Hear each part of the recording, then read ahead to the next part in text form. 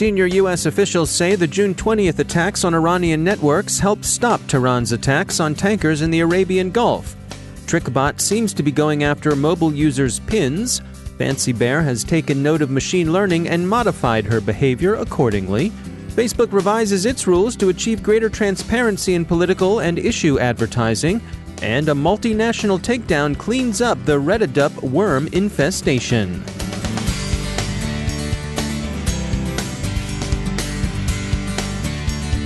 It's time to take a moment to tell you about our sponsor, Recorded Future.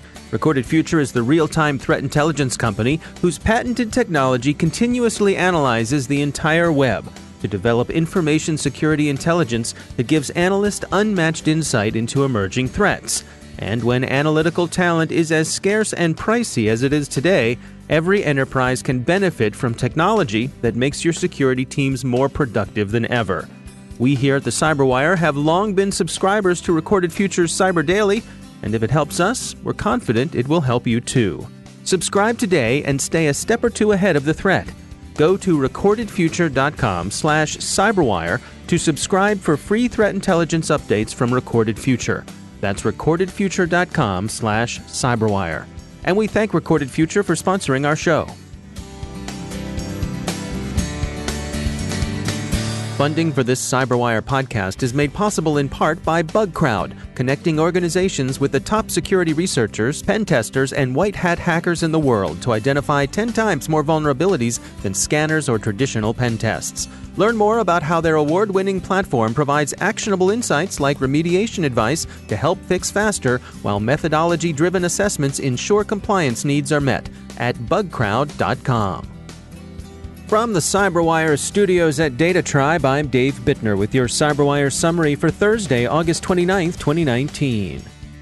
Senior American officials have described the June 20th U.S. cyber attack against Iranian targets. The New York Times says the officials see the operation as a success. In addition to taking down military networks, the cyber attack wiped out a database essential to the Islamic Revolutionary Guard Corps' operations against tankers in the Arabian Gulf. The Times report says that Iranian military and paramilitary authorities are still trying to recover their systems. The June 20th attack was chosen as non-lethal and, indeed, non-kinetic retaliation for Iran's shoot-down of a global Hawk drone operating in what the U.S. and the rest of the civilized world considered international airspace. Iran disagrees, claiming that the drone was flying in Iranian airspace. The cyber attack was authorized after U.S. President Trump rejected proposals for retaliatory airstrikes. The operation against the Revolutionary Guard is seen as an instance of the more assertive U.S. military posture in cyberspace, what Director NSA and Commander U.S. Cyber Command Paul Nakasone calls persistent engagement. There's some discussion of whether the cyber attack was worth it, and in that respect it's worth considering what people take to be the inevitable downsides of this sort of operation. First, there are concerns that attack code might be re-engineered and repurposed by the target. This concern hasn't been raised much in the context of the June 20th strikes. Second comes the downside that's attracted more attention, including, according to reports, attention within the U.S. government. Using a capability of this kind alerts the target to one's presence in its networks, and so the U.S. might have exposed and lost the access it evidently had to Iranian systems. This would be an instance of the familiar complaint about cyber attack tools. They're generally held to be not so much use-it-or-lose-it capabilities as they are thought to be single-shot weapons that, once employed, can't reliably be used again. There's something to these considerations, to be sure, but any military attack decision is, or at least ought to be, the conclusion of a cost-benefit calculation, and in this case the benefits were held to outweigh the costs. That at least is the view of the officials who talked on background to the Times. It's probably also the view of tanker operators in the Gulf. Consider a familiar problem from the older discipline of electronic warfare. You've found an enemy radio network. Do you jam it? Do you destroy the emitters themselves with artillery or airstrikes? Maybe. Those would certainly deny the enemy the use of that network. On the other hand, if the enemy network is transmitting a lot of ill-conceived orders that are misdirecting the enemy forces, Why not let it continue to operate? Or, to take a case closer to the one believed to exist in the Gulf, if you're reading all the enemy traffic, and if the stations on that network are well-informed, chatty, and poorly secured, then it might well be worth letting them keep talking. In this case, the decision seems to have been that the benefits of attack outweighed the costs an attack might exact in terms of access.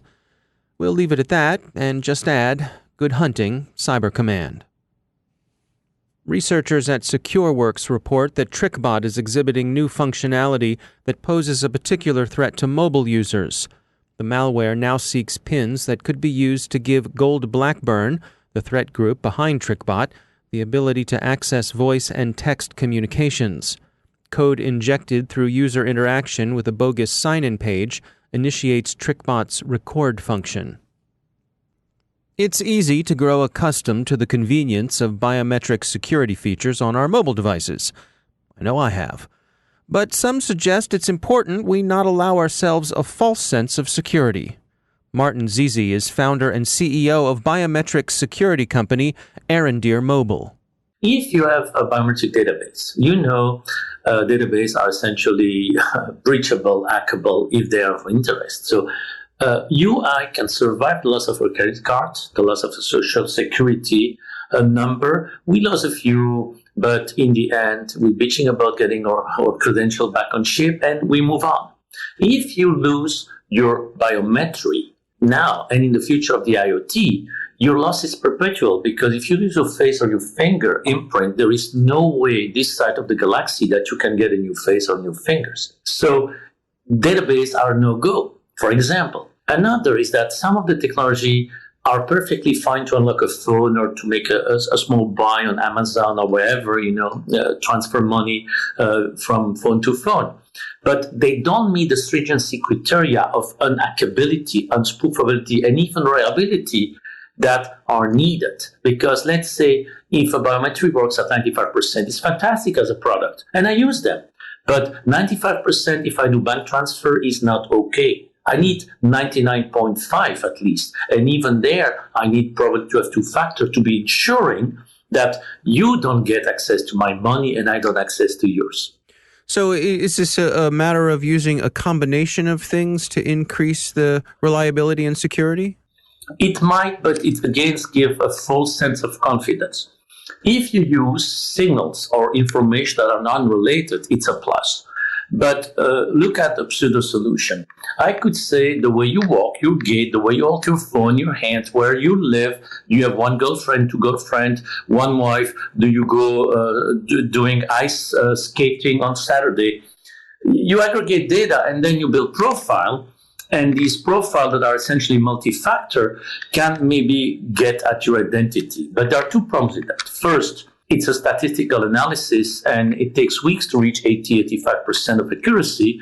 And imagine how much more time you need to reach higher level of safety. And second, it's darn incompatible with democracy. You understand? We're not cattle to be tagged from cradle to tomb. It raises a new question. In which society do you want to live? Do we want to be at the gate of the airport banned because we have a moving violation?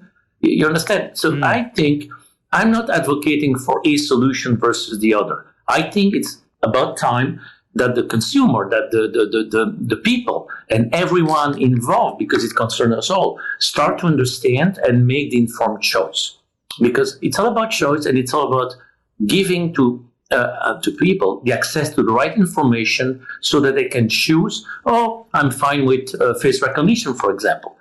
Beside the fact that it's funny to open my phone with it, I'm fine with it because I see no problem with that. But then I've been at least told the problem. That's Martin Zizi from RedADupe Mobile. BlackBerry Cylance's Threat Vector Threat Research Team has released new research into a malware sample used by APT28, that is Fancy Bear, Russia's GRU.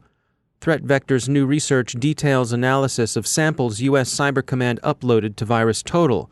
They found that the malware is, quote, a multi-threaded DLL backdoor that gives the threat actor full access to and control of the target host, end quote.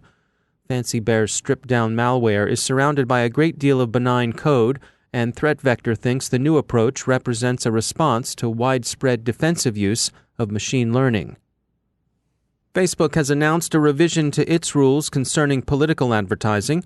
The rules will govern both campaign ads and advocacy ads concerning social and political issues. They aim at producing disclosures that would achieve greater transparency with respect to who's sponsoring and paying for the advertising. Finally, Avast has helped the French gendarmerie take down the RedADupe worm's command and control infrastructure. RedADupe has been active over the past 2 years, but the coordinated action took over the controlling gang's servers and had them send uninstall commands to approximately 850,000 infected Windows machines. A design flaw in RedADupe's code enabled the deletion, as Avast engineers discovered. RedADupe has been a particular nuisance in Latin America, with Venezuela, Bolivia, Ecuador, Mexico, Colombia, Argentina, and Cuba combining for 85% of the botnet. It's been used for a variety of purposes, but over the past year, RedADupe has been mostly employed in cryptojacking. So bravo Avast, and all credit to the Gendarme's Cybersecurity Bureau. A side note on attribution, the skid who claimed responsibility for RedADupe has been boasting in social media under the name Black Joker. It appears that his identity may now be known. Security researchers at Under the Breach tracked the gentleman's spoor through social media and were able to find him using domain registration data. Under the Breach told ZDNet that the fellow appears to be a 26-year-old Palestinian. His name is being quite properly withheld by the media for now, but we imagine that his contact information has been provided to the French authorities, the FBI, and various other interested parties.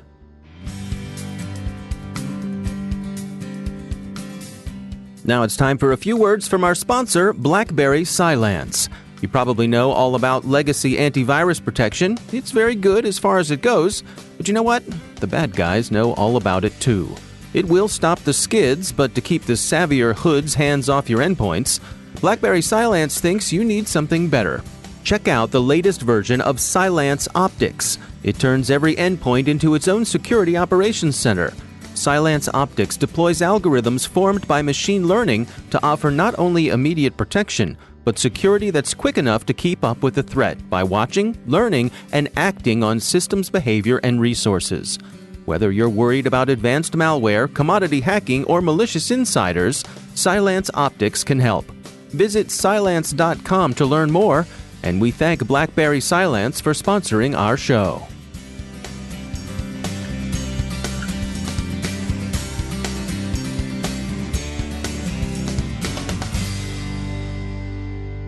And joining me once again is Ben Yellen. He's a senior law and policy analyst at the University of Maryland Center for Health and Homeland Security.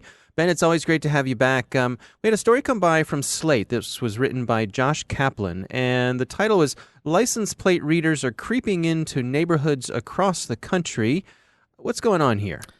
So a startup company that specializes in automatic license plate reading has been selling their services to security companies that manage large apartment buildings. This article takes place in New York City, where most of the large apartment buildings in the country can be found. And one thing that's very interesting about this is, while law enforcement has obviously used automatic license plate reading to help solve usually serious crimes, this private security company, in conjunction with the managers of these large apartment buildings, are actually using the license plate reading technology for more mundane tasks, like figuring out whether somebody lied about getting hit by a car in a parking lot, which would have relieved them of their rent payments for 1 month. And I think the upshot of the story is that because the use of this technology has become ubiquitous and also very cheap, it's becoming far more prevalent, and it's not just a high-tech law enforcement tool. It's also becoming something that private organizations can use to monitor their users. Now, I can see an apartment complex making a case for registering my car to make sure that I live there, if I am entitled to a parking place, that sort of thing. I don't know how I feel about them tracking my comings and goings. You don't really have any legal leg to stand on here. based on current Supreme Court precedent. We have a very unsettled view of the legality of automatic license plate readers. There's been some conflicting case law on it.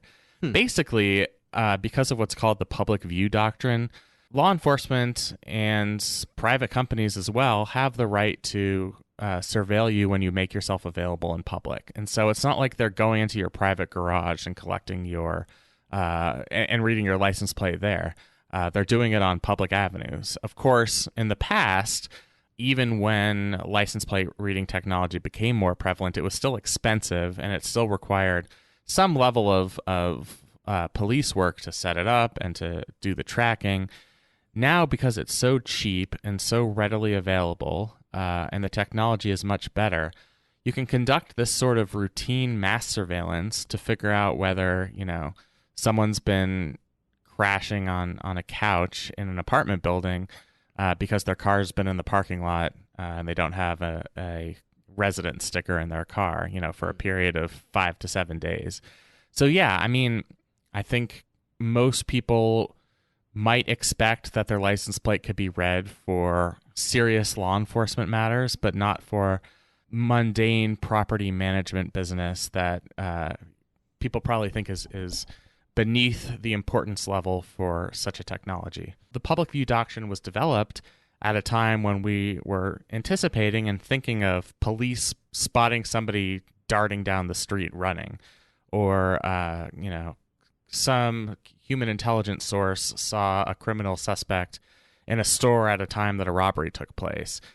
It's different when we're talking about the routine collection of a significant amount of data, and it also requires very little human capital. So I think what I'm trying to say there is that there's nobody sitting in the apartment building, firing up their camera and taking pictures of license plates every 3 seconds. It's all automated.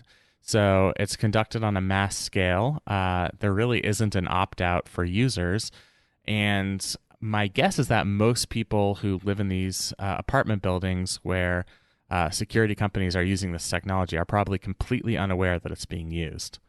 I suppose, though, it's fair to say there's upsides to this. If I'm an apartment complex and someone is coming and dumping trash on my property or something like that, this could make it easier to track someone like that down. Absolutely. There's a great tool for law enforcement. It's actually, studies have shown that it has been an effective tool at solving both serious and petty crimes, because you can pinpoint somebody's location based on where their vehicle was at a given time. So there are absolutely benefits from a law enforcement perspective, and from a private security perspective. They absolutely have an interest in seeing which cars are coming in and out of their property and when they're coming in and out, and the duration of time that car is spent in that parking lot. So there are all sorts of routine reasons, many of which are mentioned in this article, why a security company would be interested in that information. But once again, are those benefits to these private security organizations and to these property managers sufficient to justify the bulk collection of tenants' real-time whereabouts? And I think that's kind of an unanswerable question. Yes, it does add a level of convenience for property managers and for law enforcement, but I think that also comes at an expense to personal privacy. Well, Ben Yellen, thanks for joining us. Thank you.